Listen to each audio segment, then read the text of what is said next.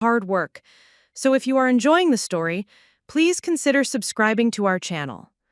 Sarah, honey, you don't have to stay, Dad whispered, his voice barely audible above the symphony of machines that surrounded us. His eyes, once the color of summer storms, had faded to the pale gray of winter clouds. The same eyes that had watched me take my first steps, graduate from college, walk down the aisle, now struggled to focus on my face. "I'm not going anywhere," I said, squeezing his fingers gently. At 34, I had learned that some promises were sacred, carved into the bedrock of love that connects a daughter to her father. The thin hospital blanket rose and fell with his labored breathing, and I found myself counting each breath like a prayer. The emergency room was a theater of human drama unfolding in sterile cubicles separated by flimsy curtains. To our left, a young mother paced frantically while her toddler cried with a fever. To our right, an elderly man sat alone, staring at nothing with the hollow expression of someone who had outlived everyone he loved. But it was the curtained area directly across from us that caught my attention, where Dr. Morrison and Dr. Chen had been huddled in hushed conversation for the past 20 minutes. My best friend, Marcus, sat in the uncomfortable plastic chair beside the bed, his usually perfect hair disheveled from running his hands through it. He had rushed over the moment I called, still wearing his paint-splattered apron from the art studio where he taught evening classes. Marcus had been Dad's honorary son since we were 12, when his own father walked out, leaving him to find family in the warm chaos of our kitchen table discussions about everything from baseball statistics to philosophy. "Remember when he taught us to change a tire in the Walmart parking lot?" Marcus said, his voice thick with unshed tears. "I was so embarrassed that people were watching, but he said learning something useful was never embarrassing." I smiled despite the weight crushing my chest. Dad had always been like that, turning ordinary moments into life lessons, finding teaching opportunities in flat tires and broken bicycles and scraped knees. He was a high school history teacher for 37 years, but his real classroom was everywhere we went together. The silver pocket watch that had belonged to my grandfather lay on the bedside table, its familiar ticking a counterpoint to the electronic beeping of the heart monitor. Dad had carried that watch every day since his own father passed, checking it during faculty meetings and parent conferences, winding it each morning with the same methodical precision he brought to everything in his life. 3 generations of our family had depended on that watch's steady rhythm, and now it seemed to be marking time in a way that felt ominous rather than comforting. Dr. Morrison emerged from behind the curtain, his white coat pristine despite having been on shift for what looked like 12 hours. He was in his 50s, with kind eyes that probably delivered both miracles and heartbreak to countless families. Behind him, Dr. Chen followed, younger and more nervous, clutching a tablet against her chest like armor. "How are we doing here, Robert?" Dr. Morrison asked, approaching the bed with the careful demeanor of someone who had learned to gauge a patient's condition from 20 feet away. "Been better, Doc," Dad replied, attempting his trademark smile that had charmed students and colleagues for decades. He squeezed my hand with what little strength remained. Dr. Morrison checked the monitors, his expression neutral but focused. I had become an expert at reading medical professionals over these long months, the way their eyebrows shifted when they found something concerning, how their voices changed when they switched from casual conversation to clinical assessment. There was something different about his demeanor tonight, a tension that hadn't been there during our previous visits. "We're waiting on some test results," he said, making notes on his tablet. "Should have them soon. In the meantime, try to rest." But as he turned to leave, I caught something in his peripheral vision that made him pause. Dr. Chen was standing near the nurse's station, and she gestured almost imperceptibly toward our section. Dr. Morrison's jaw tightened just slightly, and he nodded once before walking over to join her. The waiting was always the hardest part. Dad had been experiencing what the doctors initially called episodes for months. Sudden weakness, confusion, moments where he seemed to forget where he was or what year it was. The first time it happened, we laughed it off as stress from retirement. The second time, Mom insisted on driving him to urgent care. By the fifth time, we were regulars in this same emergency room, and the episodes had evolved into something none of us wanted to name. "Sarah?" Dad said suddenly, his voice more alert than it had been all evening. "I need you to promise me something." "Dad, don't talk like that. You're going to be fine. Listen to me, sweetheart." His grip on my hand strengthened, and for a moment, he was fully present, fully himself. "Whatever happens, I need you to take care of your mother, and I need you to keep asking questions, even when people tell you to stop, especially then." The strange specificity of his words sent a chill through me, but before I could ask what he meant, Dr. Morrison and Dr. Chen returned, their faces composed but somehow different than they had been moments before. "Robert, we've gotten some of your lab results back," Dr. Morrison said, pulling up a chair beside the bed. "Your white blood cell count is elevated, and there are some irregularities we want to investigate further."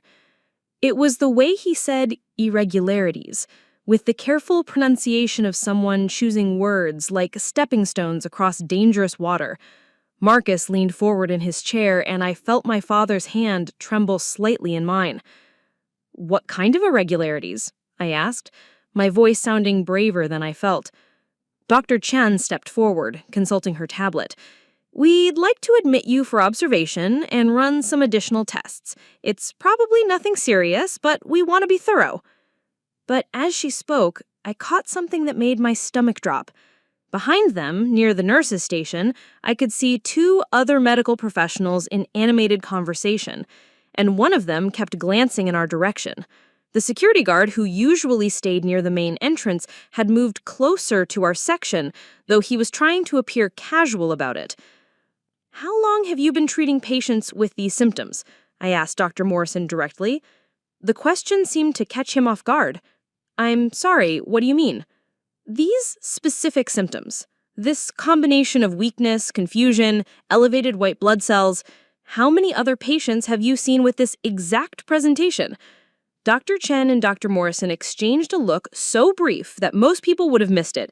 But I had spent my career as an investigative journalist, and I had learned to notice the spaces between words, the glances that carried more weight than conversations. "Every case is unique," Dr. Morrison said carefully. "We treat each patient based on their individual needs." It wasn't really an answer, and we all knew it. Dad's hand squeezed mine again, and when I looked at his face, I saw something I had never seen there before. Fear. Not fear of dying, but fear of something entirely different. "I think I'd like to go home," Dad said suddenly. "I'm feeling much better." "I'm afraid that's not advisable, Mr. Thompson," Dr. Chen said quickly. "Given your symptoms and test results, we really think—" "It's not a request," Dad interrupted, his voice carrying the authority that had commanded respect in high school classrooms for nearly 4 decades. "I'm checking myself out." The tension in the small space became palpable. Dr. Morrison's professional smile never wavered, but something changed behind his eyes. "Of course, that's your right as a patient.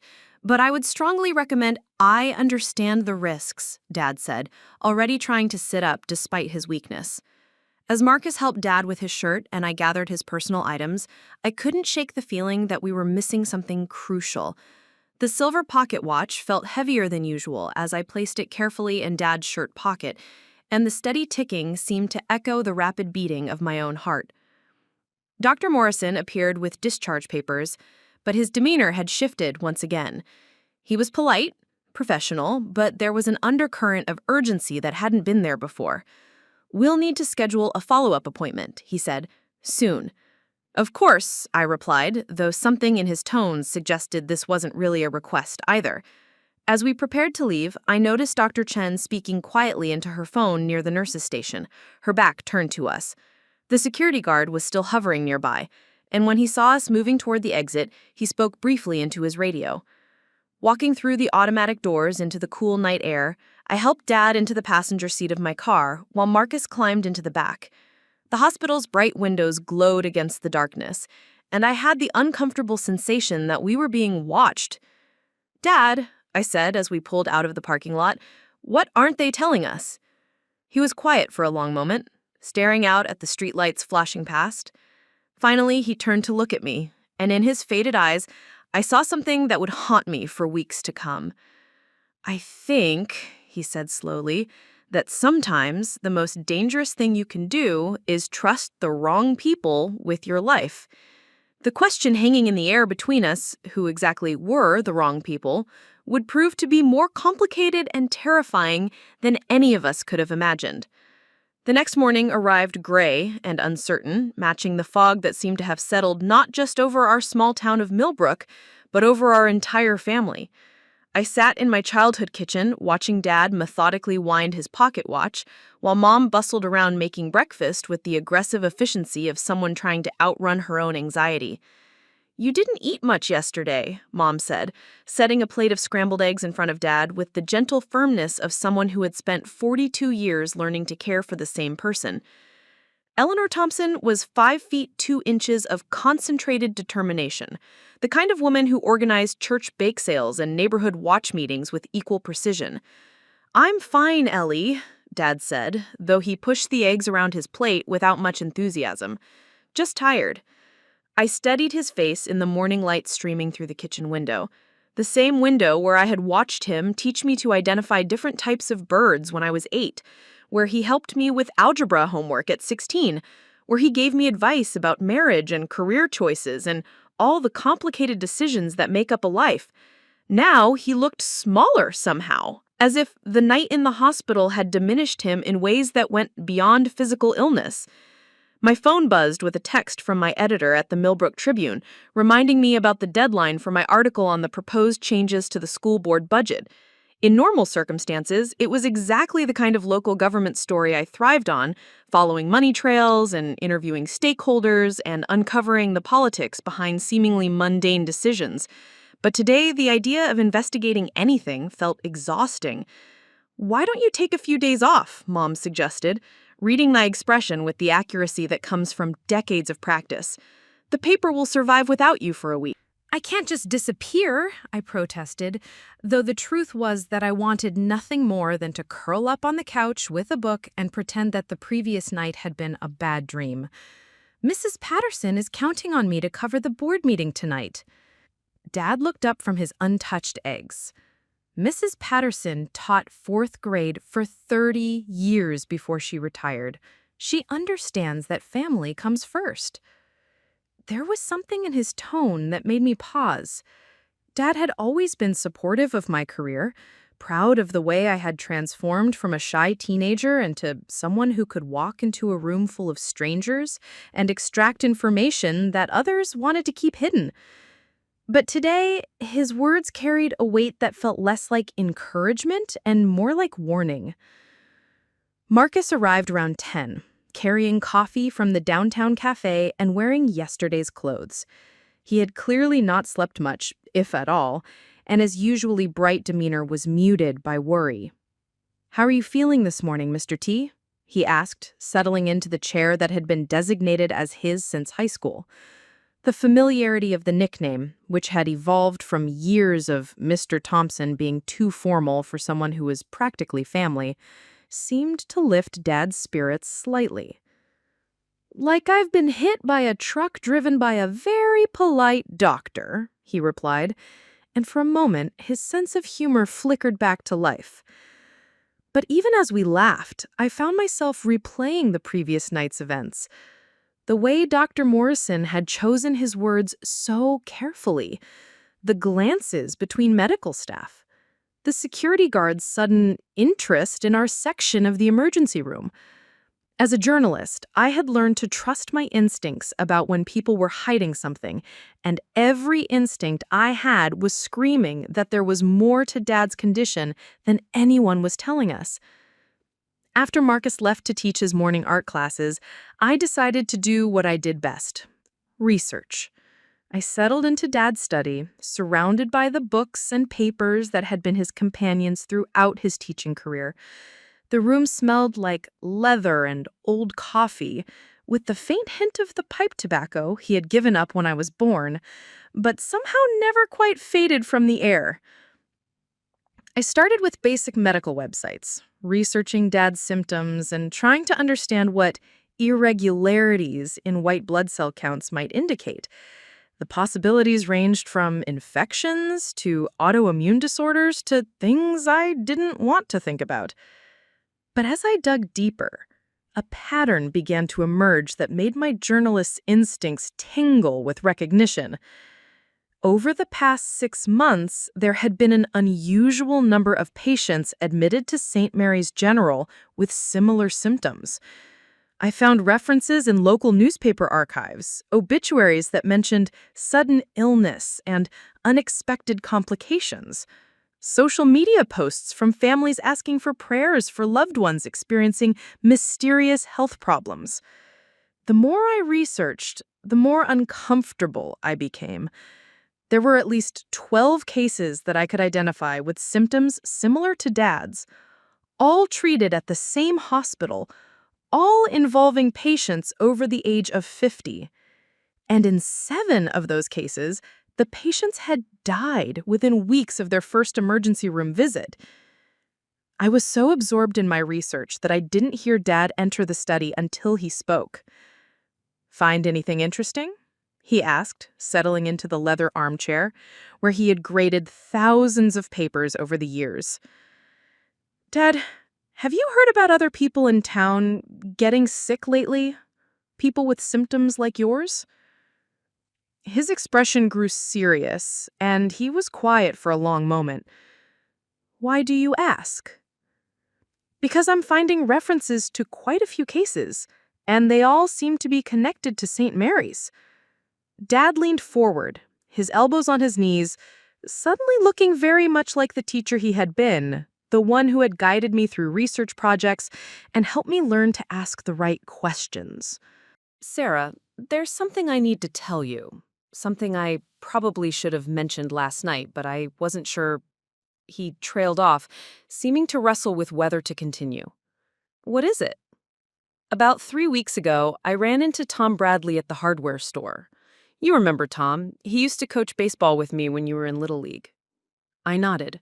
Tom Bradley had been a fixture in our community for decades, one of those men who knew everyone and remembered their children's names and showed up to help whenever someone needed a hand. "Tom looked terrible," Dad continued. "He told me he'd been having episodes of weakness and confusion, just like what I've been experiencing. He said the doctors at St. Mary's were running tests, but they weren't telling him much. He seemed scared, Sarah. Really scared." "What happened to him?" Dad's face darkened. He died 4 days later. Heart failure, they said. But Tom had a physical just 6 months ago, and his heart was fine. The implications of what he was telling me began to sink in, and I felt a chill that had nothing to do with the temperature in the room. "Dad, do you think—" "I don't know what to think, but I know that something doesn't feel right, and I know that you're better at getting to the bottom of things like this than anyone else I know." I stared at my laptop screen, where I had compiled a list of names and dates and symptoms that were starting to form a picture I didn't like. If Dad was right, if there was something connecting all of these cases beyond simple medical coincidence, then we were looking at something much bigger and more frightening than a single patient's illness. "There's something else," Dad said quietly. "When I was checking out last night, I overheard Dr. Chen on the phone. She was talking to someone about the Thompson case, and she mentioned something about maintaining protocol and keeping the numbers manageable." The phrase, "keeping the numbers manageable," hit me like a physical blow. In my years as a journalist, I had learned that when medical professionals talked about managing numbers rather than treating patients, it usually meant they were more concerned about covering something up than curing something.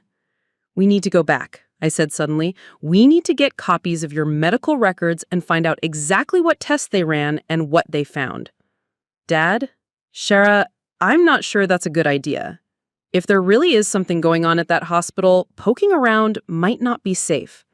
"Dad, if there really is something going on, then not poking around definitely isn't safe."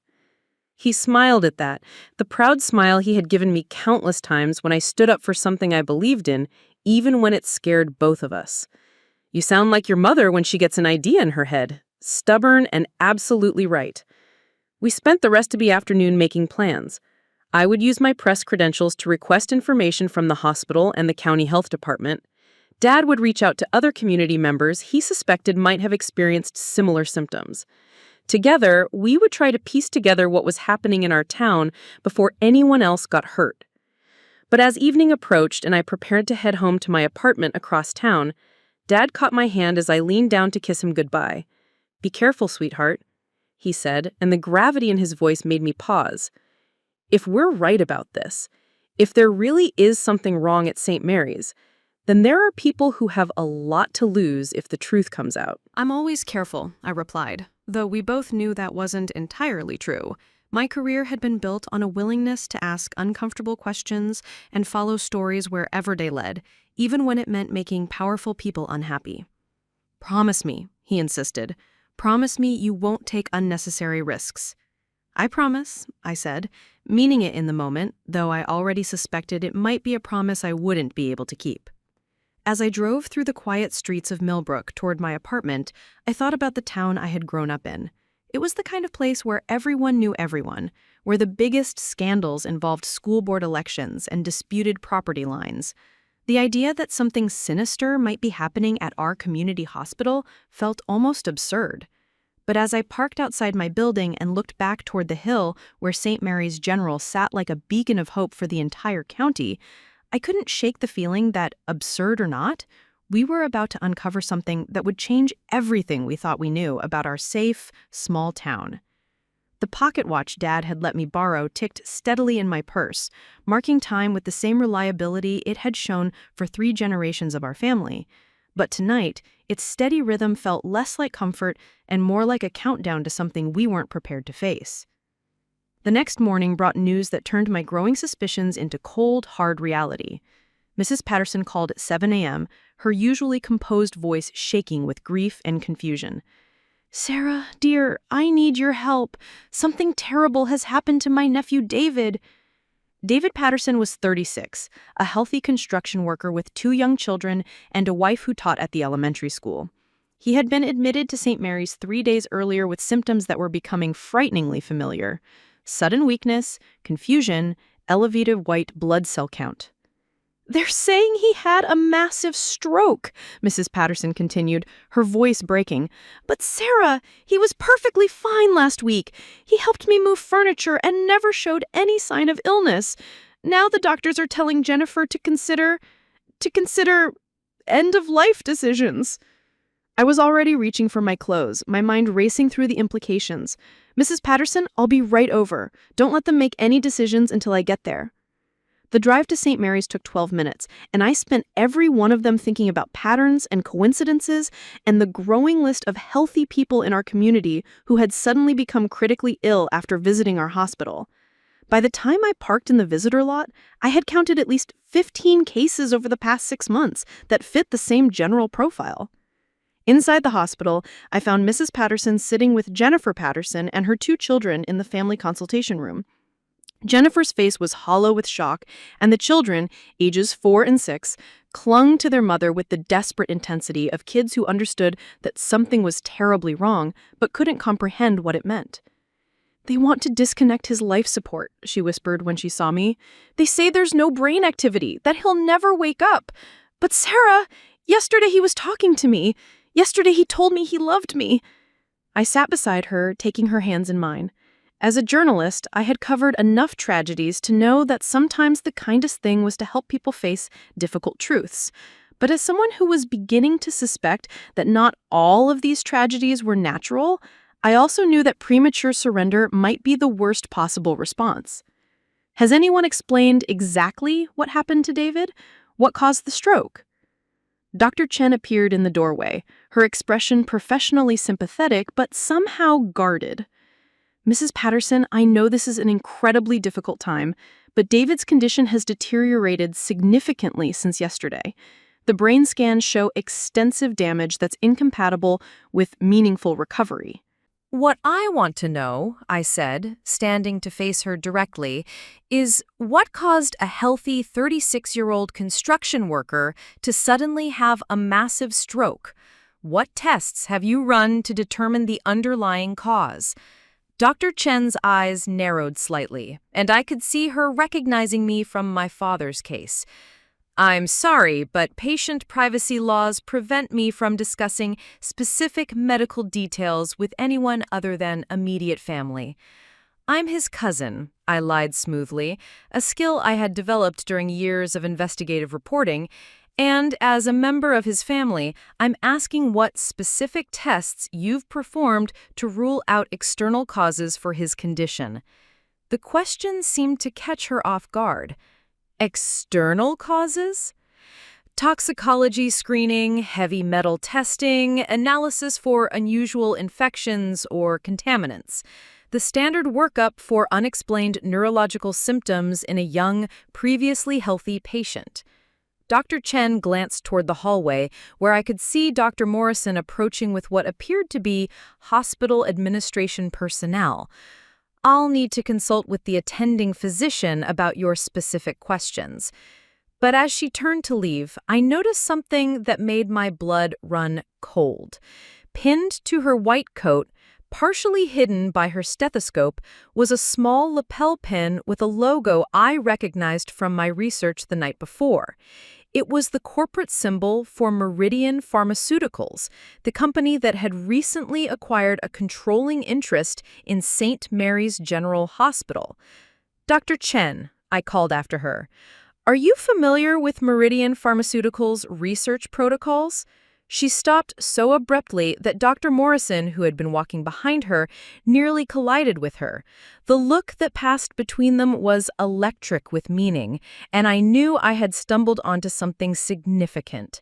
I'm not sure what you're implying, Dr. Chen said carefully. I'm not implying anything. I'm asking a direct question about whether this hospital is participating in any clinical trials or research studies that might be relevant to the recent increase in unusual neurological symptoms among previously healthy patients. The silence that followed my question was deafening. Dr. Morrison stepped forward, his professional smile firmly in place, but his eyes were hard with warning. Miss Thompson, I understand you're concerned about your family members, but conspiracy theories and accusations aren't helpful to anyone. St. Mary's General Hospital maintains the highest standards of care and follows all applicable regulations. What regulations specifically govern experimental treatments or pharmaceutical trials conducted without explicit patient consent? I pressed. That's enough, said a new voice from behind me. I turned to see a man in an expensive suit who radiated the kind of authority that comes from boardrooms rather than medical schools. I'm Richard Vasquez, Chief Administrator for St. Mary's General Hospital. I think there's been a misunderstanding. The fact that the chief administrator had appeared so quickly told me everything I needed to know about how seriously they were taking my questions. In my experience, hospital administrators didn't interrupt their days for routine family consultations unless something much bigger was at stake. There's no misunderstanding, I replied, pulling out my press credentials. I'm Sarah Thompson with the Millbrook Tribune, and I'm investigating a pattern of unusual neurological symptoms among previously healthy patients treated at this facility. I'd like to request copies of aggregate data on patient outcomes over the past 6 months. The effect of my press credentials was immediate and telling. Dr. Chen stepped backwards as if I had produced a weapon.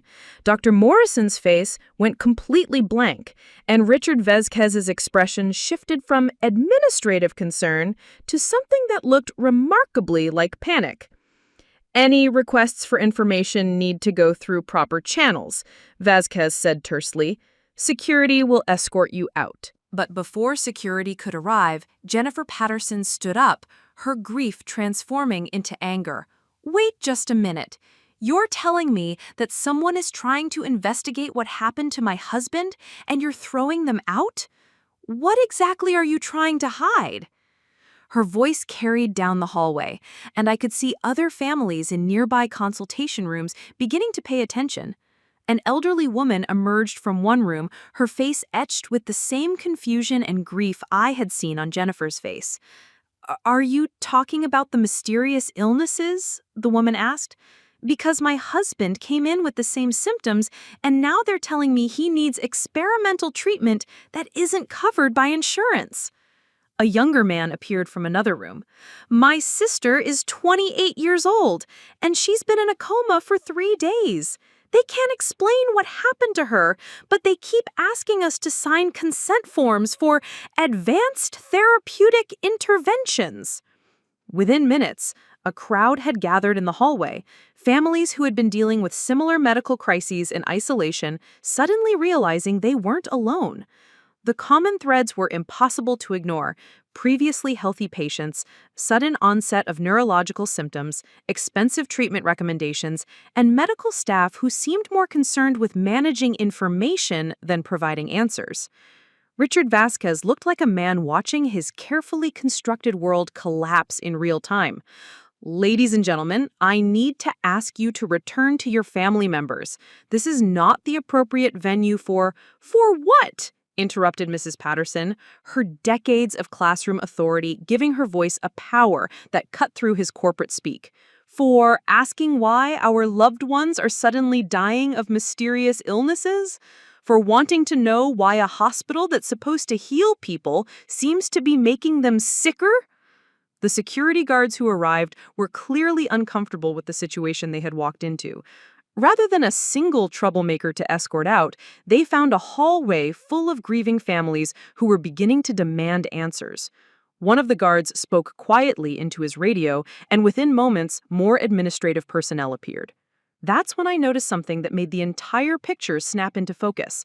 On the wall near the nurses' station was a bulletin board with staff announcements and schedules. Among the routine postings was a memo with the Meridian Pharmaceuticals letterhead, partially obscured by other papers but still visible enough for me to read. Phase 3 trial protocol, neurological enhancement study, recruitment targets, and timeline. I managed to get close enough to photograph the memo with my phone before Dr. Morrison noticed what I was doing and quickly moved to block my view. But I had seen enough to understand what was happening at St. Mary's General Hospital, and it was worse than anything I had imagined. "Jennifer," I said quietly, pulling David's wife aside, "I need you to refuse any treatments they haven't fully explained to you. And I need you to demand copies of all of David's medical records from the moment he was admitted." "What's going on, Sarah? What did you find?" "I think," I chose my words carefully, "that your husband might be the victim of medical experimentation without his consent. And I think there are others." The words hung in the air between us like a bomb waiting to explode. Jennifer's face went white, then red with fury. "Are you telling me that they used my husband as a guinea pig?" "I'm telling you that we need to get evidence before they can cover it up." But even as I spoke, I could see the hospital response machine kicking into gear. Security guards were positioning themselves at key exits. Administrative personnel were circulating among the families, speaking in hushed, authoritative tones about patient privacy and the need for calm discussion. And through the window, I could see a van from Channel 7 News pulling into the parking lot. Someone had called the media, and within hours, our small-town medical mystery was going to become a very public scandal. The question was whether we could gather enough evidence to prove what was happening before the people responsible had a chance to destroy it. As I watched Richard Vasquez speaking urgently into a cell phone while simultaneously typing on his tablet, I realized that we were no longer just dealing with medical negligence or even criminal malpractice. We were looking at a deliberate, systematic program of human experimentation, and the people running it had no intention of letting their victims' families discover the truth. The silver pocket watch in my purse continued its steady ticking, marking time toward a confrontation that would either expose the conspiracy or destroy anyone who tried to stand against it. The Channel 7 news van was just the beginning.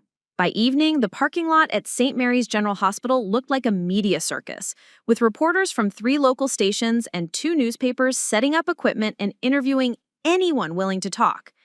I stood near the main entrance watching the controlled chaos unfold and trying to process how quickly our small-town medical mystery had exploded into regional headlines. My phone buzzed constantly with calls from other journalists, family members of patients, and sources I had cultivated during years of investigative reporting.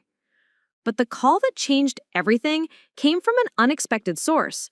Dr. Michael Harrison, a former researcher at Meridian Pharmaceuticals who had left the company 6 months earlier under circumstances he described as ethically irreconcilable. "I saw your story on the news," Dr. Harrison said when I answered his call. "If you're investigating unusual neurological symptoms at St. Mary's, we need to meet tonight. And we need to be very careful about where and how we meet." The urgency in his voice sent chills down my spine, but I agreed to meet him at the 24-hour diner on the outskirts of town, a place where the lighting was dim and the booths offered privacy for sensitive conversations. Dr. Harrison was younger than I had expected, probably in his early 40s, with the kind of nervous energy that suggested someone carrying the weight of dangerous knowledge. He slid into the booth across from me, glancing around the nearly empty restaurant before pulling out a manila envelope that looked like it contained enough documents to end careers and possibly lives. "What I'm about to show you," he said quietly, "could get both of us killed. Meridian Pharmaceuticals has been conducting unauthorized human trials at rural hospitals across the country using patients who come in with routine medical emergencies as test subjects for experimental neurological drugs." The words hit me like physical blows. "Are you saying they're deliberately making people sick?" "Worse than that, they're taking people who are already vulnerable. Elderly patients with minor health issues, people admitted for routine procedures, anyone who might not have strong advocates asking difficult questions, and they're using them to test drugs that haven't passed basic safety protocols." He opened the envelope and spread out documents that looked like they had been copied in haste. Medical charts, pharmaceutical trial protocols, financial agreements between Meridian and various hospitals, and most damning of all, a list of target recruitment numbers for different facilities. St. Mary's General was supposed to provide at least 30 test subjects over 6 months, Dr. Harrison continued, pointing to a specific line in the contracts. They were paid $50,000 per patient who completed the full protocol, with bonuses for patients who showed specific types of neurological responses. I stared at the documents, my journalist training warring with my human horror at what I was seeing. Completed the full protocol. What does that mean? "It means," Dr. Harrison said grimly, "that patients who died were considered successful outcomes if their deaths provided useful data about the drug's effects." The implications were staggering. Every patient I had identified, every family currently sitting in St. Mary's waiting for news about their loved ones, every person who had trusted their local hospital to heal them, they had all been unwitting participants in pharmaceutical experiments that valued data collection over human lives. "How did you find out about this?" I asked, though part of me wasn't sure I wanted to know. "I was part of the research team, initially. Meridian recruited me straight out of medical school with promises of revolutionary neurological treatments and unlimited research funding. For 2 years, I worked on developing compounds that could enhance cognitive function and treat degenerative brain diseases." Dr. Harrison paused to sip his coffee, his hands shaking slightly. "The work was legitimate at first. We followed proper protocols, used volunteer test subjects who gave informed consent, documented everything according to FDA guidelines. But then the company started pushing for faster results and cheaper testing methods." "When did you realize what was happening?" "About 8 months ago, I was reviewing patient outcome data and noticed patterns that didn't make sense. Patients at rural hospitals were showing neurological symptoms that matched our lab results from early-stage drug trials. When I started asking questions, I was told the similarities were coincidental." He pulled out another document, this one stamped with official Meridian letterhead. "This is an internal memo from the company's chief medical officer, outlining what they called accelerated field testing. Essentially, they were bypassing years of laboratory and controlled clinical trials by injecting experimental compounds directly into unsuspecting patients." I felt sick reading the clinical language that reduced human beings to test subjects and data points. The memo discussed recruitment strategies for identifying vulnerable patients, administration protocols for delivering experimental drugs without detection, and outcome management for handling families who ask too many questions. Dr. Harrison, this is evidence of mass murder disguised as medical research. Why didn't you go to the FBI, the FDA, someone with actual authority to stop this? His laugh was bitter and hollow. I tried. I filed reports with the FDA, contacted the state medical board, even reached out to journalists at major newspapers. Do you know what happened? Within 48 hours of each report, I received visits from Meridian's legal team threatening lawsuits that would have destroyed my career and my family's financial security. So you just walked away? I quit my job and moved across the country, hoping that would be enough to distance myself from what they were doing. But when I saw your story on the news tonight, when I heard the name St. Mary's General Hospital, I knew I couldn't stay silent anymore. Dr. Harrison reached into his jacket and pulled out a small recording device. I've been documenting everything for months, recording conversations with former colleagues who were also uncomfortable with the direction of the research. Some of them are still inside Meridian, still participating because they're afraid of what will happen if they speak out. He pressed play, and we listened to a conversation between two researchers discussing the unexpectedly high mortality rates at rural hospitals and the need to adjust dosing protocols to maintain plausible deniability. The casual way they discussed human deaths as minor setbacks in their research timeline was chilling. There's more, Dr. Harrison said, fast-forwarding through the recording. This conversation was recorded 3 weeks ago between Dr. Chen and a Meridian project coordinator. Dr. Chen's voice came through the small speaker clearly. The Thompson case is becoming problematic. The daughter is asking too many questions, and she has press credentials. We may need to accelerate the timeline for Phase 3 implementation. My blood turned to ice. They had been discussing my father by name, planning how to handle the inconvenience of my investigation into his care. Phase 3 implementation? I repeated. What does that mean?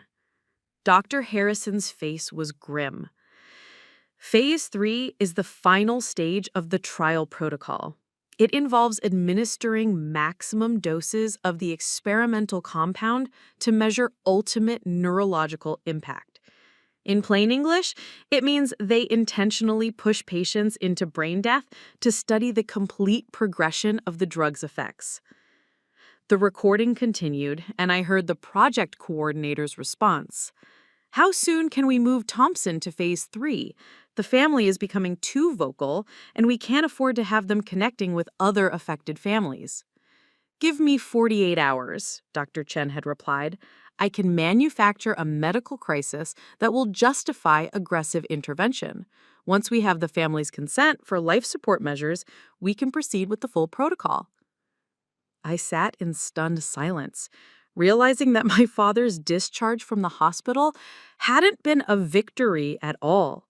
It had been a temporary reprieve, and they were actively planning to bring him back for what amounted to a medically sanctioned execution. Dr. Harrison, we have to stop this, tonight, right now. Sarah, these people have unlimited resources and no moral boundaries. They've killed dozens of people and covered it up with corporate lawyers and complicit medical professionals. What makes you think we can stop them? Because, I said, grabbing my phone to call Marcus, they made one crucial mistake. They assumed that small-town families would grieve quietly and accept medical explanations without fighting back. They didn't count on dealing with a journalist, a retired teacher who taught kids to ask difficult questions, and a community that takes care of its own. Over the next 2 hours, Dr. Harrison and I compiled evidence that painted a picture of systematic medical experimentation on an unprecedented scale. The documents showed that Meridian Pharmaceuticals had recruited medical staff at more than 40 rural hospitals across the country, offering financial incentives for participating in what they called accelerated research protocols. The beauty of the scheme, from a corporate perspective, was its built-in plausible deniability. Rural hospitals treated sicker, older populations with limited access to specialist care. Unexpected deaths and medical complications could easily be attributed to delayed diagnosis, inadequate resources, or the simple reality that rural healthcare wasn't as sophisticated as urban medical centers. But the evidence Dr. Harrison had gathered showed clear patterns that no legitimate medical professional could ignore. Patients admitted with minor complaints were developing severe neurological symptoms within hours of receiving standard medications. Previously healthy individuals were experiencing sudden organ failure after routine procedures. And in every case, the attending physicians were either directly employed by Meridian or receiving significant financial compensation from the company. "There's something else you need to know," Dr. Harrison said as we prepared to leave the diner. "The drugs they're testing aren't just experimental, they're specifically designed to cause the neurological damage they're studying. Meridian isn't trying to cure brain diseases, they're trying to create them in controllable ways." "Why would anyone want to create brain diseases?" I asked. "Because the real money isn't in curing diseases, it's in managing them. If Meridian can develop compounds that cause predictable, progressive neurological damage, they can also develop treatments that slow or halt that damage. They're essentially creating their own market by manufacturing the diseases they plan to treat." The cynical brilliance of the scheme was breathtaking and its evil. Create the problem, sell the solution, and profit from human suffering on both ends of the equation. As we walked to our cars, Dr. Harrison handed me a flash drive. Everything is on there: documents, recordings, financial records, trial protocols. But Sarah, you need to understand that once you publish this story, you'll be a target. Meridian has made people disappear for far less threatening behavior than what you're planning to do. Then we'd better make sure the story gets published before they have a chance to stop us. I drove back to town with my mind racing through the logistics of exposing a conspiracy that reached from corporate boardrooms to rural hospital corridors. The evidence was overwhelming, but I knew that powerful corporations had ways of discrediting journalists and burying inconvenient truths. My phone rang as I pulled into my parents' driveway. It was Marcus, and his voice was tight with panic. "Sarah, you need to get inside right now. Something's wrong with your dad."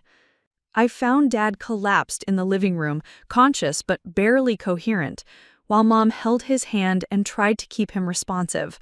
His speech was slurred, his movements uncoordinated, and his eyes had the glazed look of someone whose brain was shutting down. "It started about an hour ago," Mom said, tears streaming down her face. "He was fine, and then suddenly he couldn't stand up properly. He keeps trying to say something, but I can't understand what he's trying to tell me." As I knelt beside Dad, I noticed something that made my blood run cold. On the coffee table beside his chair was an empty prescription bottle that I had never seen before, labeled with his name and Dr. Chen's signature. The medication name was one I recognized from Dr. Harrison's documents, one of the experimental compounds used in Meridian's neurological trials. "Dad," I said, gripping his hand tightly, "did someone give you this medication? Did Dr. Chen send this home with you?" He struggled to focus on my face, and with enormous effort managed to whisper, "Delivery man said emergency prescription." The pieces fell into place with terrifying clarity. Unable to bring Dad back to the hospital voluntarily, they had delivered the experimental drug directly to our home, disguised as a legitimate prescription for his ongoing treatment. Marcus was already on the phone with 911, but I grabbed his arm before he could complete the call. Not St. Mary's. Tell them to take him to County General, 20 minutes away. Do not let them take him back to St. Mary's. As we waited for the ambulance, I called Dr. Harrison and explained what had happened. His response was immediate and terrifying. Sarah, if they've already administered the compound, your father has maybe 6 hours before the neurological damage becomes irreversible. You need to get him to a hospital that can perform emergency drug neutralization, and you need to bring the evidence we compiled tonight. This might be our only chance to save him and expose what they're doing to other families. The ambulance arrived with sirens wailing, cutting through the quiet night air of our suburban neighborhood. As the EMTs worked to stabilize Dad for transport, I made a decision that would either save his life or put our entire family in danger. I was going to publish the story tonight, evidence or no evidence, legal threats or no legal threats. Because if Dr. Harrison was right, if my father only had hours left, then the only chance of saving him and preventing other families from experiencing the same loss was to make Meridian Pharmaceuticals' crimes too public to ignore. The pocket watch in Dad's shirt pocket continued its steady ticking as they loaded him into the ambulance, marking time toward a deadline that could mean the difference between justice and cover-up, between truth and tragedy, between a father coming home and a family learning to live with the consequences of trusting the wrong people with the most precious thing they had. The emergency room at County General Hospital was a stark contrast to the polished corporate atmosphere of St. Mary's. Here, the focus was clearly on healing rather than profit margins, and when I explained the situation to Dr. Rebecca Martinez, the attending physician, her response was immediate and decisive. "If what you're telling me is accurate," Dr. Martinez said, reviewing the documents Dr. Harrison and I had compiled, "your father is suffering from deliberate poisoning with an experimental neurotoxin. We need to start chelation therapy immediately and contact the state police." Within an hour, Dad was connected to an IV drip designed to flush the experimental compound from his system, while Dr. Martinez worked with a team of specialists who had been hastily assembled via conference call. The antidote protocol wasn't guaranteed to work. Dr. Harrison's documentation showed that Meridian had specifically designed their compounds to resist conventional treatment, but it was our only hope. While the medical team fought to save Dad's life, I sat in the hospital corridor with my laptop, writing the most important story of my career. Marcus had contacted every media outlet in the region, sending them copies of Dr. Harrison's evidence along with a press release that I had dictated from the ambulance. By midnight, my exposé of Meridian Pharmaceuticals' human experimentation program was published simultaneously on 3 newspaper websites and 2 television station blogs. The response was immediate and explosive. Within hours, similar stories began emerging from other communities across the country, as families who had been suffering in isolation realized they weren't alone. The hashtag Meridian Victims began trending on social media, with hundreds of people sharing their experiences of unexplained medical crises at hospitals with ties to the pharmaceutical company. Dr. Harrison, emboldened by the public attention, agreed to go on record with his accusations. His interview with Channel 7 News aired live at 6 a.m., providing scientific credibility to what might have otherwise been dismissed as conspiracy theories. The recording of Dr. Chen discussing the Thompson case played on national television, shocking viewers with its casual discussion of medical murder. But the real breakthrough came when FBI agents arrived at County General Hospital at 7:30 a.m., not to arrest anyone, but to take statements from witnesses and collect evidence for what they described as a federal investigation that had been building for months. "We've been tracking Meridian's activities for over a year," Agent Sarah Cam explained as she interviewed me in the hospital conference room. "Your story and Dr. Harrison's documentation provided the final pieces we needed to build a case. We've already obtained warrants for arrests at St. Mary's General and Meridian's corporate headquarters." The coordinated raids happened simultaneously across the country. By noon, Dr. Chen, Dr. Morrison, and Richard Vasquez were in federal custody, along with 14 other medical professionals and 6 Meridian executives. The speed and scope of the law enforcement response suggested that our small-town investigation had been the catalyst for exposing a criminal enterprise that reached far beyond anything we had imagined. Dad's recovery was slow but steady. The chelation therapy had worked, flushing enough of the experimental compound from his system to prevent permanent brain damage. Dr. Martinez explained that he would likely experience some lingering effects, memory lapses, occasional confusion, fatigue, but that his cognitive function would gradually improve over the following months. "You saved his life," she told me, as we watched Dad sitting up in bed, talking coherently with Mom for the first time in days. 6 more hours with that poison in his system, and the damage would have been irreversible. The legal proceedings that followed were swift and decisive. Federal prosecutors, armed with Dr. Harrison's evidence and testimony from dozens of victims' families, built a case that resulted in criminal convictions for everyone involved in the conspiracy. Dr. Chen received 15 years in federal prison for conspiracy to commit murder and violation of medical ethics. Dr. Morrison got 12 years.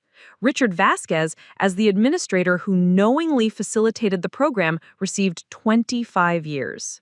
But the most satisfying conviction was that of Meridian Pharmaceutical CEO, Dr. Amanda Fletcher, who received a life sentence without possibility of parole for orchestrating a conspiracy that had killed at least 127 people and caused permanent disability in hundreds more. The civil settlements were staggering. Meridian Pharmaceuticals, facing wrongful death and medical malpractice lawsuits from victims' families across the country, declared bankruptcy within 6 months. The company's assets were liquidated to pay damages to families, with additional compensation provided by a federal victims fund established specifically for survivors of pharmaceutical experimentation. But beyond the legal and financial consequences, the scandal fundamentally changed how medical research was conducted and monitored in the United States. New federal regulations required independent oversight of all pharmaceutical trials, mandatory disclosure of corporate relationships between drug companies and healthcare providers, and criminal penalties for conducting unauthorized human experimentation. St. Mary's General Hospital underwent complete restructuring under new management, with every medical professional thoroughly vetted and retrained. The hospital's board of directors was replaced, and a new mission statement emphasized transparency, patient advocacy, and community accountability. 6 months after Dad's poisoning, I stood in the same emergency room where our nightmare had begun, but this time as a guest speaker at the hospital's rededication ceremony. The room had been renamed the Patient Advocacy Center, and the walls displayed photos and stories of the families who had fought for justice and reform. What happened here, I told the assembled crowd of medical professionals, community members, and reporters, was only possible because good people were willing to ask difficult questions and refuse to accept easy answers. The victims of Meridian's crimes didn't die in vain if we learn from their sacrifice and commit ourselves to ensuring that it never happens again. Dad sat in the front row, his color restored and his eyes bright with the intelligence that had made him such an effective teacher. The silver pocket watch gleamed on his vest, keeping time with the same reliability it had shown for 3 generations of our family. Mom sat beside him, holding his hand with the fierce protectiveness of someone who had nearly lost everything and wasn't taking any second chances for granted. Marcus had documented our entire experience in a series of paintings that now hung in the hospital's main corridor. The artwork told the story of families fighting for truth, medical professionals choosing conscience over profit, and a community coming together to protect its most vulnerable members. The paintings would serve as a permanent reminder of what could happen when corporate greed was allowed to override human compassion, and what was possible when ordinary people refused to stay silent in the face of injustice. Dr. Harrison had been hired as the new chief of medical ethics at County General Hospital, where he developed protocols for identifying and preventing unauthorized human experimentation. His work became a model for hospitals across the country, and he frequently spoke at medical conferences about the importance of ethical oversight in pharmaceutical research. The families who had lost loved ones to Meridian's experiments found different ways to honor their memories. Jennifer Patterson established a foundation that provided legal assistance to families facing suspicious medical circumstances. Mrs. Patterson returned to teaching, developing a curriculum about patient rights and medical advocacy that was adopted by schools throughout the region. But perhaps the most important change was in the way our community approached healthcare. People no longer assumed that medical professionals always had their best interests at heart. They asked for questions, demanded explanations, sought second opinions, and advocated fiercely for themselves and their loved ones. The culture of passive acceptance that had made Meridian's crimes possible was replaced by one of informed engagement and mutual support. When someone in town faced a medical crisis, they were surrounded not just by sympathy, but by practical assistance. People Help navigate insurance bureaucracy, research treatment options, and ensure that no family faced the healthcare system alone. A year after the scandal broke, I was offered a position as an investigative reporter for a major national newspaper, recognition for my role in exposing one of the largest medical crimes in American history. But I chose to stay in Millbrook, continuing to cover local stories for the Tribune while also writing a book about our experience. The book, titled The Pocket Watch Conspiracy: How a Small Town Exposed Big Pharma's Deadliest Secret, became a bestseller and was adapted into a documentary that aired on major networks. The proceeds funded a scholarship program for students pursuing careers in medical ethics and investigative journalism. But more than any professional recognition or financial success, what mattered most was watching Dad return to his full strength and vitality. He resumed teaching, now offering adult education classes on patient rights and medical advocacy. His classroom was once again filled with engaged students, but now they were community members learning how to protect themselves and their families from medical exploitation. The pocket watch that had marked time through our family's darkest hours continued its steady rhythm, but now it seemed to tick with promise rather than foreboding. Time was no longer running out. It was opening up, offering new possibilities for a community that had learned to fight for what was right and never give up on the people they loved. As I sat in Dad's study, writing the final chapters of our story, I could hear him in the kitchen with Mom, discussing plans for a community garden they wanted to plant behind the hospital.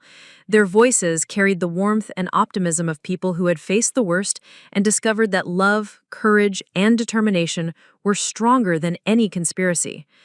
The silver pocket watch ticked steadily on the desk beside my laptop, marking moments that were no longer about countdown, but about building something better from the ashes of what had been destroyed. St. Mary's General Hospital, now under completely new management, had become a showcase for patient-centered care.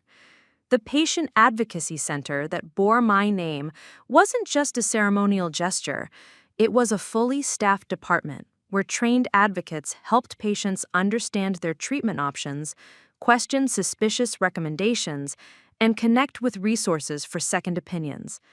The hospital's walls displayed a permanent exhibition called Never Again, Remembering the Victims of Medical Exploitation. Photos and stories of the 127 people who had died in Meridian's experiments served as a constant reminder of the human cost of unchecked corporate power. But the exhibition also celebrated the survivors and their families, highlighting how tragedy had been transformed into meaningful change. I found Dad in the hospital's memorial garden, a peaceful space that had been created in memory of Tom Bradley and the other victims. He was sitting on a bench beside Tom's commemorative tree, reading a letter from one of his former students who had just graduated from medical school. "She's going to specialize in medical ethics," Dad said, showing me the letter. "Says our story inspired her to make sure something like this never happens again. Makes an old teacher proud." At 73, Dad had not only recovered fully from his poisoning, but had discovered a new purpose in life. His classes on patient advocacy were so popular that he taught 3 sessions a week, and he had co-authored a guidebook for families navigating serious medical crises. The guidebook, titled Questions Every Patient Should Ask, had been distributed to over 100,000 families and was available free online. Mom had channeled her experience into founding a support network for families of medical malpractice victims. What had started as informal coffee meetings in our kitchen had grown into a national organization with chapters in 43 states. The network provided emotional support, practical resources, and legal guidance to families facing suspicious medical circumstances. The funny thing, Mom had told a reporter recently, is that before all this happened, I was just a retired librarian who trusted that doctors always knew best. Now I'm teaching people to question everything and fight for what's right. Sometimes life changes you in ways you never expected. Marcus had become an unexpected advocate for arts therapy in medical settings. His paintings documenting our experience had led to commissions from hospitals across the country, and he now worked with patients and families to use creative expression as a tool for processing medical trauma. His studio had become a gathering place for survivors of various forms of medical abuse, offering both artistic instruction and peer support. 7 years later, standing in the renovated emergency room at St. Mary's General Hospital, I watched my daughter Emma, now a first-year medical student, volunteer with the Patient Advocacy Center during her summer break. At 22, she had grown up hearing the story of her grandfather's poisoning and had decided early in life that she wanted to be part of the solution. "It's weird being here," Emma said during her lunch break, sitting in the same area where Dad had been treated 7 years earlier. "Knowing what happened in this exact spot, but seeing how completely different everything is now." The transformation was indeed remarkable. The sterile corporate atmosphere had been replaced by warm colors, comfortable seating areas, and walls covered with patient feedback and community photographs. Every room displayed a patient bill of rights that explicitly included the right to question treatment, seek second opinions, and refuse experimental procedures. Dr. Martinez, who had left County General to become Chief of Staff at the reformed St. Mary's, had implemented protocols that made unauthorized experimentation virtually impossible. Every medication was double-checked by independent pharmacists, every treatment plan was reviewed by patient advocates, and every clinical trial required not just informed consent, but community oversight. "What your family did," Dr. Martinez told Emma during a mentoring session, "changed everything about how we practice medicine. Your grandfather's poisoning was a tragedy, but the reforms that came from exposing it have saved thousands of lives." 10 years later, the 10th anniversary commemoration took place not in Millbrook, but in the nation's capital, where the Meridian pharmaceutical scandal had become a case study taught in law schools, medical schools, and public policy programs. The National Museum of American History had opened a permanent exhibition titled When Medicine Fails: Corporate Crime and Community Response, featuring artifacts from our investigation alongside displays about other instances of medical misconduct throughout American history. Dad, now 83 but still sharp and energetic, served as a guest curator for the exhibition. The silver pocket watch that had marked time through our family's ordeal was displayed in a place of honor, accompanied by a placard that read, "This watch belonged to 3 generations of the Thompson family. It kept time through ordinary days and extraordinary challenges, reminding us that every moment matters and every second offers an opportunity to do what's right." The exhibition's centerpiece was a recreation of the diner booth where Dr. Harrison and I first examined the evidence that would bring down Meridian Pharmaceuticals.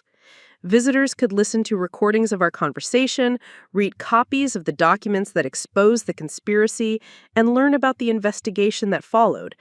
But the most powerful element of the exhibition was the Wall of Change, a display showing how the Meridian scandal had inspired reforms, investigations, and advocacy efforts that continued to protect patients across the country. Medical schools now required courses in ethical decision-making. Pharmaceutical companies faced unprecedented oversight, and hospital systems had implemented patient advocacy programs modeled on our experience. The legacy of the Meridian scandal, read the exhibition's conclusion, is not the crimes that were committed, but the reforms that were implemented and the lives that were saved by communities that refused to accept injustice as inevitable. 15 years later, Emma graduated from medical school with a specialization in medical ethics and community health, accepting a position at the Centers for Disease Control, where she would work on preventing exactly the kind of corporate medical crime that had nearly killed her grandfather. Her graduation speech, delivered to a class of new doctors, became a viral video that was viewed by millions of people around the world. 15 years ago, Emma told her fellow graduates, "My grandfather was poisoned by doctors who had forgotten that their first obligation is to do no harm. But his near death became a catalyst for changes that have made medicine safer, more transparent, and more accountable. Each of you has the power to continue that legacy by choosing courage over convenience, truth over profit, and patience over profit margins."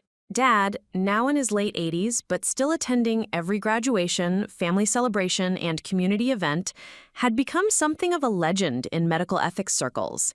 His story was told in medical schools as an example of how patients and families could advocate effectively for themselves and others. His guidebook on patient advocacy had been updated 5 times and was now in its 7th edition. The pocket watch had been passed down to Emma, who carried it through medical school and into her career at the CDC. The inscription inside the cover, added by our family after Dad's recovery, read, "Time reveals truth, and truth demands action. The Thompson Family, 2025 to 2040. 20 years later, on a crisp autumn morning, I stood in the cemetery where Tom Bradley and 12 other Meridian victims were buried, their graves marked with a memorial that had been erected 5 years after the scandal broke. The memorial bore a simple inscription: "They trusted medicine to heal them.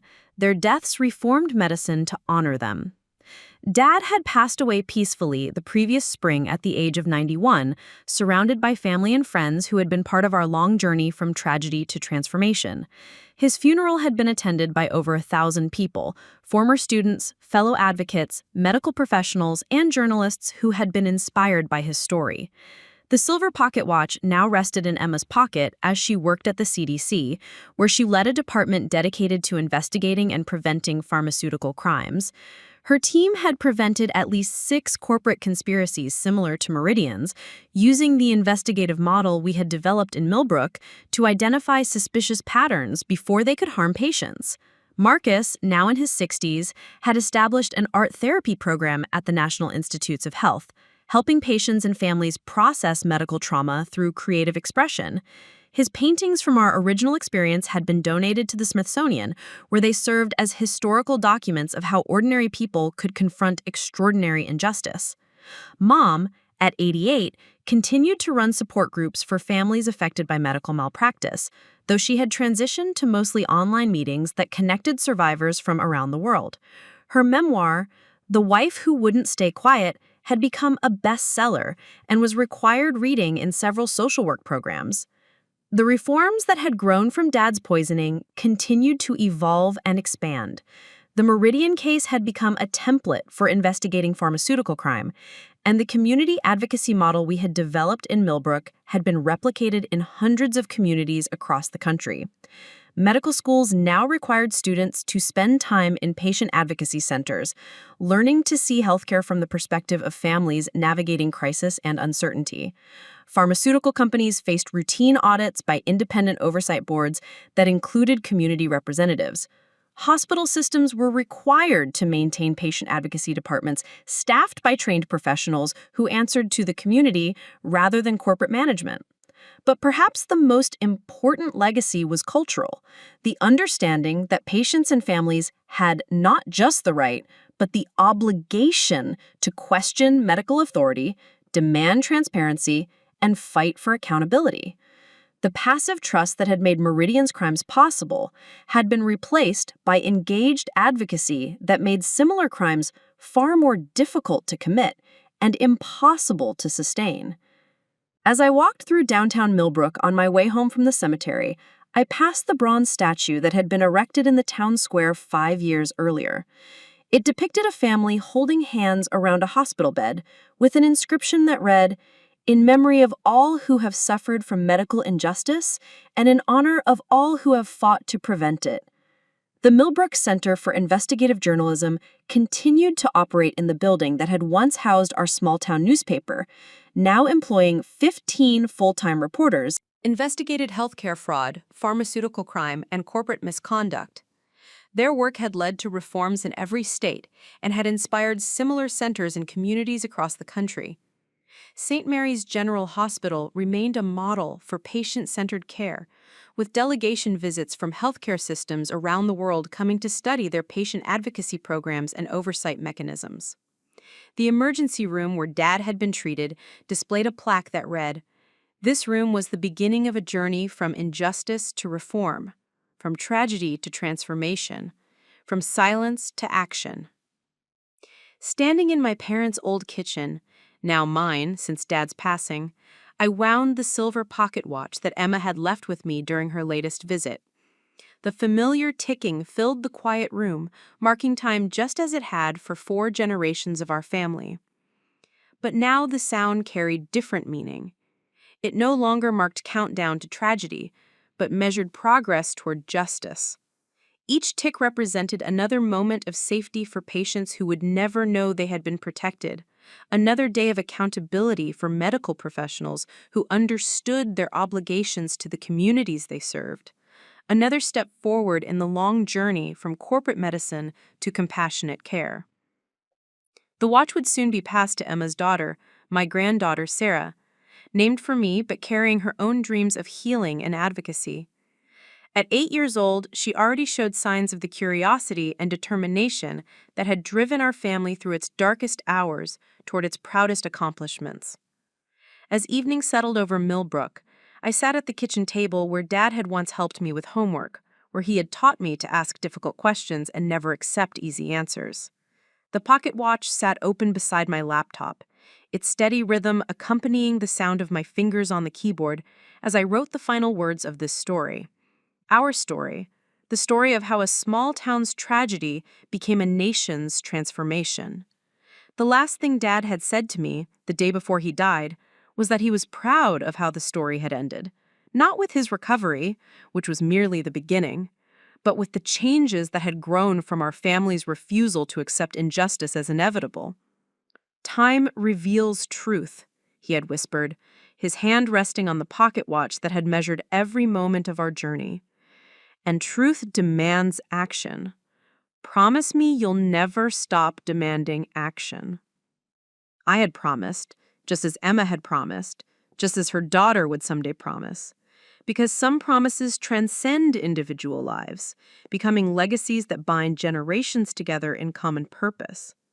The silver pocket watch continued its steady ticking, marking time toward a future where medical care was guided by compassion rather than profit, where patients were partners rather than test subjects, where communities protected their most vulnerable members instead of abandoning them to corporate exploitation. Emma Thompson Martinez stood before the United Nations World Health Assembly in Geneva, her great-grandfather's silver pocket watch pinned to her lapel as she delivered the keynote address on Global Medical Ethics in the Digital Age. At 47, she had become the youngest Director General in the World Health Organization's history, elected on a platform of radical transparency and community-centered healthcare. 25 years ago, she began, her voice carrying to delegates from 194 countries. My grandfather was nearly murdered by doctors who had abandoned their oath to do no harm. His survival and my family's fight for justice became the foundation for reforms that have saved millions of lives worldwide. But our work is far from finished. The pocket watch ticked steadily against her chest as she outlined the WHO's new Global Medical Ethics Protocol, a binding international agreement that would extend the principles born from the Meridian scandal to healthcare systems around the world.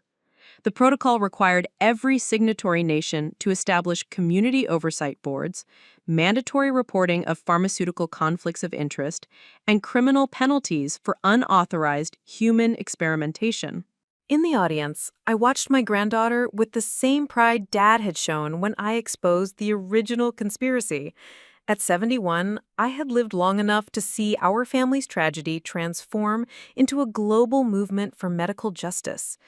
The investigative journalism center I had founded in Millbrook now operated satellite offices on 6 continents, training reporters to identify and expose healthcare fraud wherever it occurred. The presentation included a video message from Dr. Harrison, now 82 and still teaching medical ethics despite his advanced age. His textbook, The Millbrook Principles, Community Accountability in Modern Medicine, had become the standard reference for medical schools worldwide, translated into 47 languages and updated annually to address new challenges in pharmaceutical oversight. The most important lesson from the Meridian case, Dr. Harrison told the international delegates, is that ethical medicine cannot exist in isolation from the communities it serves. Healthcare providers must be accountable not only to their profession, but to the people whose lives depend on their integrity. Sarah Emma Thompson-Martinez, my great-granddaughter, named for both Emma and me, graduated from Harvard Medical School with a dual degree in medicine and investigative journalism. At 25, she represented the 4th generation of our family to carry forward the legacy that began with Dad's poisoning 3 decades earlier. Her graduation speech, delivered to a class that included students from 43 countries, was broadcast live on 6 continents and viewed by over 50 million people. She stood at the podium where so many distinguished physicians had spoken before her, the silver pocket watch now hanging from a chain around her neck. My great-great-grandfather was a high school history teacher who believed that the most important lessons came from asking difficult questions. When pharmaceutical criminals tried to murder him for corporate profit, my family chose to fight back, not with violence, but with truth. That choice changed medicine forever. The audience of new doctors represented a generation that had grown up with the reforms sparked by our family struggle. They had trained in medical schools where patient advocacy was as important as pharmacology, where community oversight was as rigorous as peer review, where the question, who benefits from this treatment, was as routine as, what are the side effects? But Sarah Emma's speech also addressed new challenges that previous generations hadn't imagined. Artificial intelligence in medical diagnosis raised questions about algorithmic bias and corporate manipulation. Genetic editing technologies created opportunities for exploitation that made pharmaceutical crimes look simple by comparison. Global health disparities meant that communities without strong advocacy networks remained vulnerable to medical abuse. The pocket watch I wear belonged to my great-great-great-grandfather.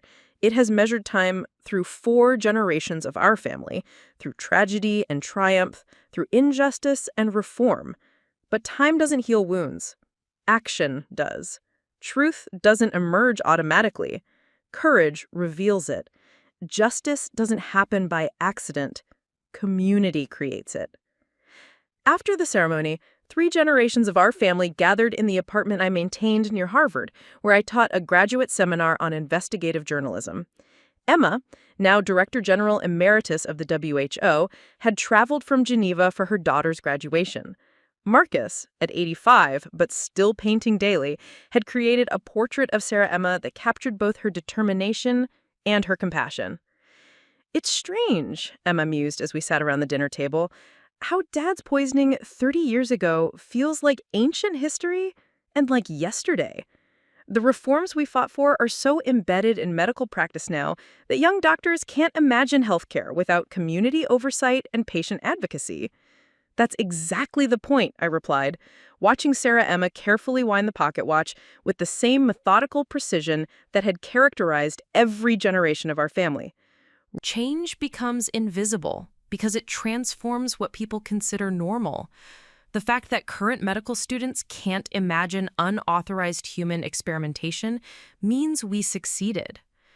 But Even as we celebrated how far medical ethics had advanced, we remained vigilant about new threats. Corporate criminals had adapted to the oversight systems we had created, finding more sophisticated ways to exploit vulnerable populations. Pharmaceutical companies had moved their most questionable research to countries with weaker regulatory frameworks. Technology companies were developing medical AI systems with minimal transparency about their decision-making algorithms. Sarah Emma's first assignment as a physician journalist would be investigating reports of experimental AI treatments being tested on elderly patients in rural communities across South America. The parallels to the original Meridian scandal were unmistakable. Vulnerable populations, minimal oversight, corporate profit prioritized over patient welfare. Some fights you win once, Sarah Emma said, as she prepared to leave for her assignment. Others you fight again and again, in new forms, but with the same underlying principles. The pocket watch reminds me that every generation faces its own version of the same choice. Stay silent or speak up. Accept injustice or demand accountability. The Millbrook Principles had become as fundamental to international medical law as the Geneva Conventions were to warfare. When the European Union established its Medical Ethics Enforcement Agency, they based their oversight protocols on the community accountability model our family had pioneered.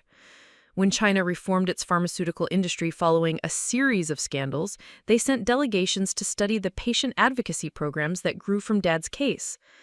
The original St. Mary's General Hospital had become a pilgrimage site for medical reformers, its patient advocacy center hosting thousands of visitors annually who came to study how corporate medical crime could be prevented through community engagement. The emergency room where Dad had been treated was preserved as a memorial with interactive displays that allowed visitors to experience the investigation process that exposed Meridian Pharmaceuticals. But the most profound changes were cultural rather than institutional. The generation of patients who had grown up with post-Meridian medical care simply expected transparency, accountability, and community oversight as normal parts of healthcare. They asked detailed questions about treatment options, demanded second opinions for major decisions, and viewed medical professionals as consultants rather than authorities. This cultural shift had prevented dozens of potential medical scandals before they could cause widespread harm. Corporate criminals found it much harder to exploit patients who had been raised to question everything, families who knew how to research treatment options, and communities that maintained active oversight of their healthcare institutions. The investigative journalism network that began in Millbrook now operated in 87 countries, training local reporters to identify patterns of medical abuse and providing resources for families facing suspicious medical circumstances.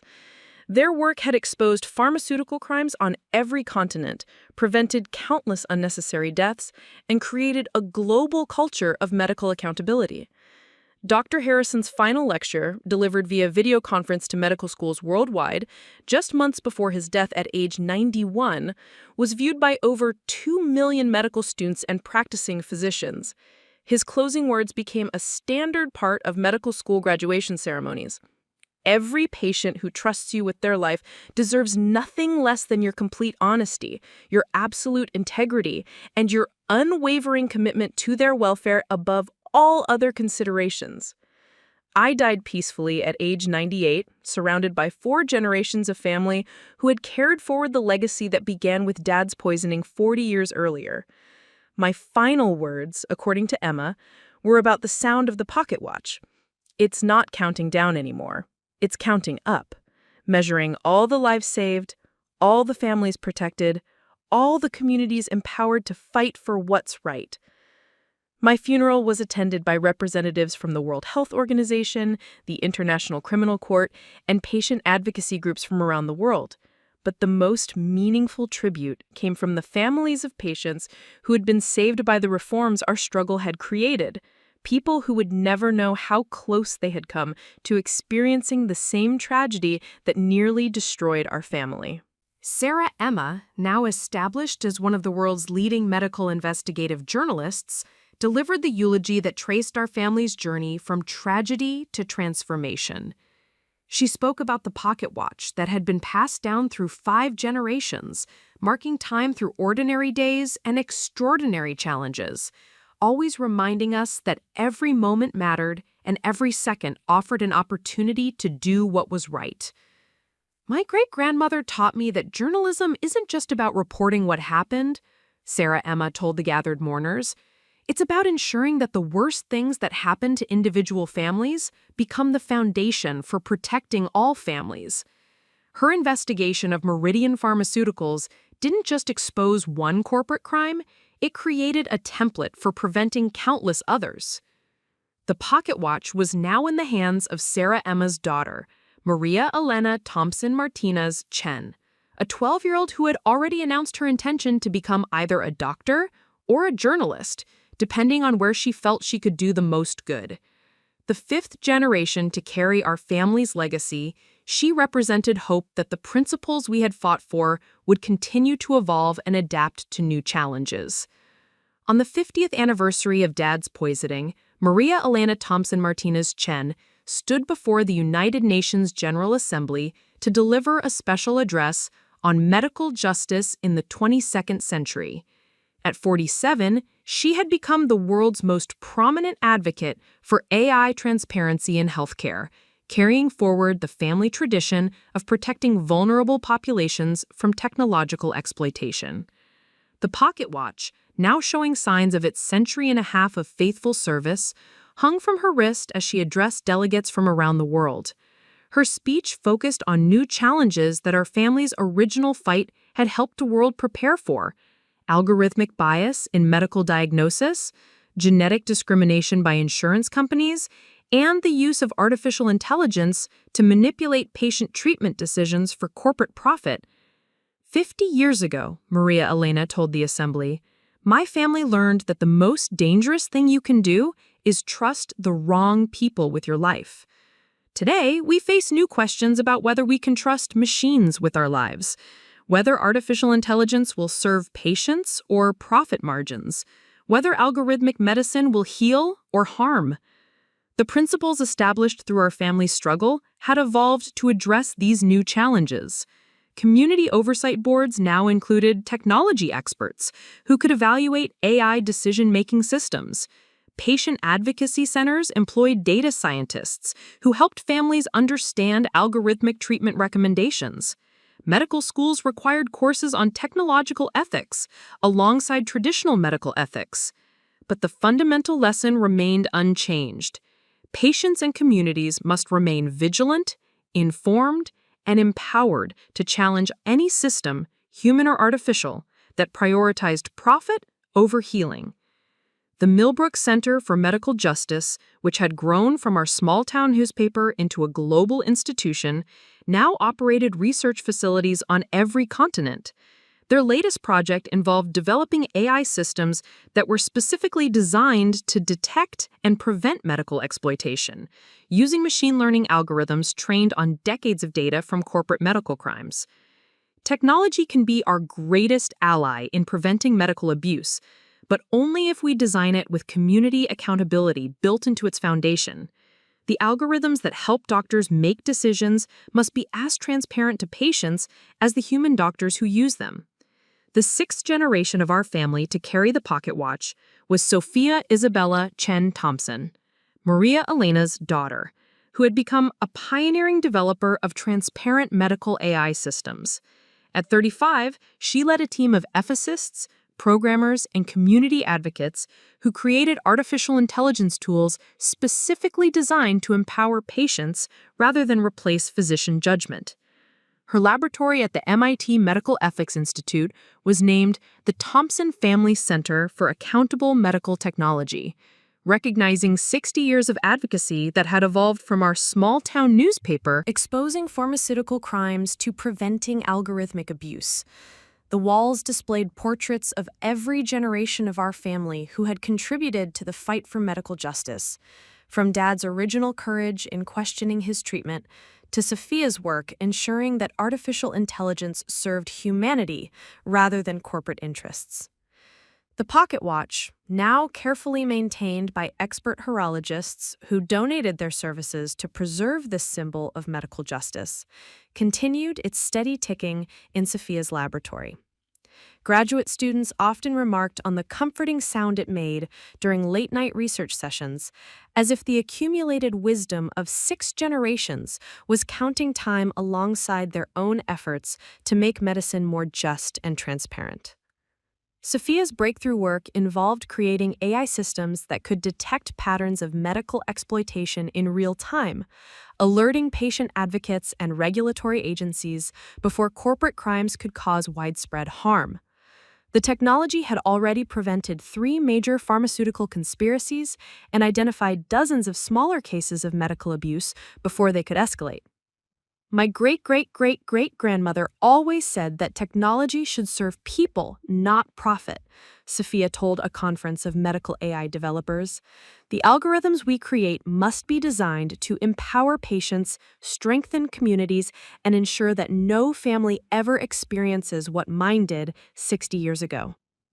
The global medical community had been transformed so completely by the reforms that grew from our family's struggle that most current healthcare providers couldn't imagine practicing medicine without community oversight, patient advocacy, and radical transparency. Medical schools on every continent taught the Millbrook principles as fundamental to ethical practice. International law required community representation on all medical research boards. Corporate medical crime was prosecuted by a specialized division of the International Criminal Court. But perhaps the most profound change was philosophical, the understanding that medicine was not something done to patients, but something done with them. Healthcare had evolved from a paternalistic system where doctors made decisions for passive patients to a collaborative model where families, communities, and medical professionals worked together to achieve the best possible outcomes. As the 75th anniversary of Dad's poisoning approached, the 8th generation of our family prepared to inherit the pocket watch and the responsibility it represented. Alexandra Sophia Thompson Chen Martinez, age 22, had just completed her medical degree and was beginning a residency in community medicine with a focus on preventing technological bias in healthcare.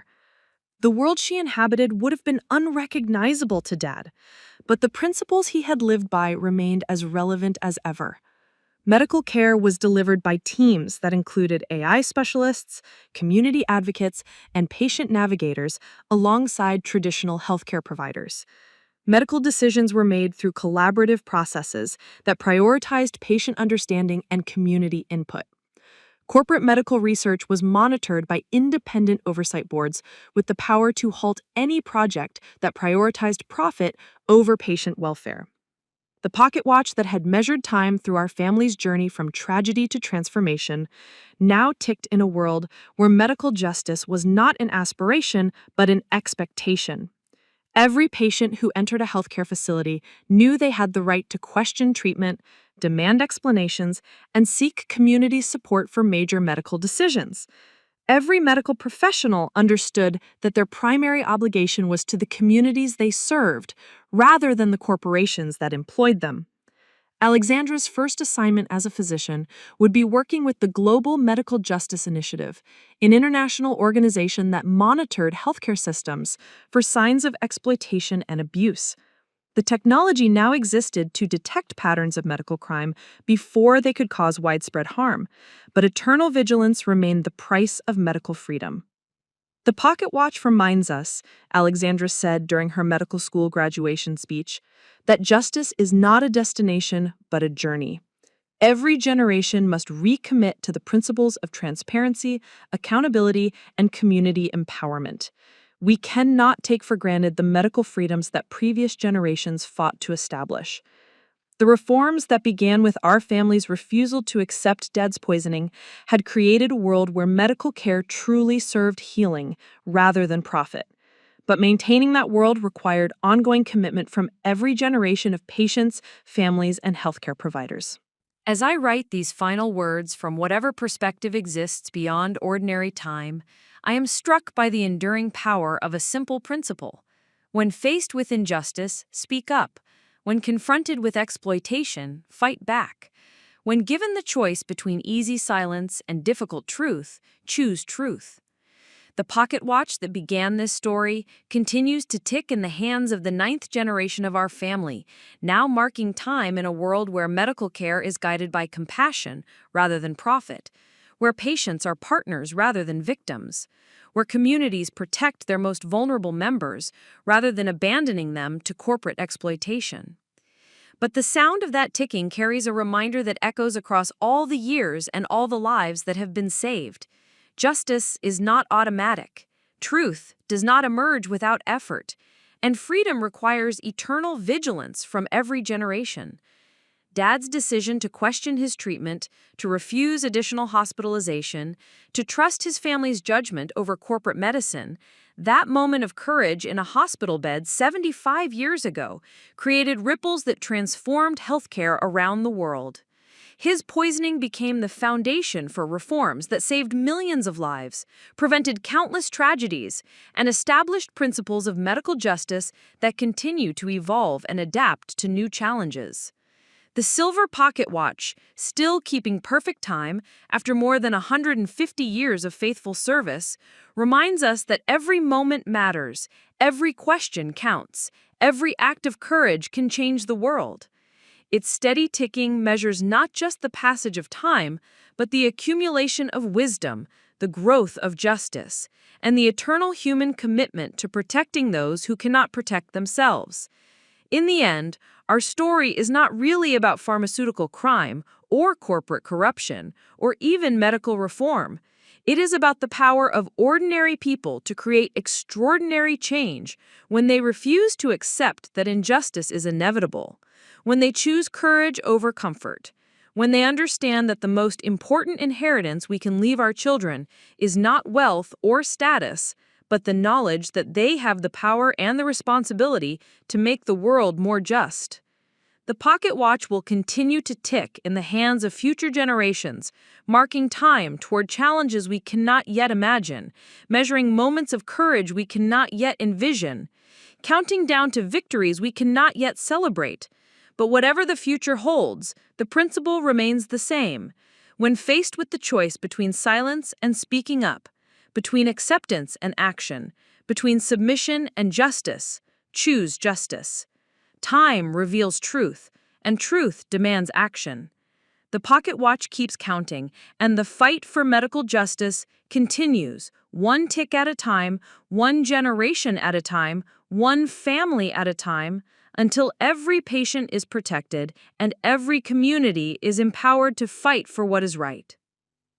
The sound you hear in the background of this story, that steady, reliable ticking, that is the heartbeat of justice, the rhythm of courage, the measure of hope that stretches from one generation to the next, reminding us all that time is precious, truth is powerful, and love is the force that transforms individual tragedy into collective triumph.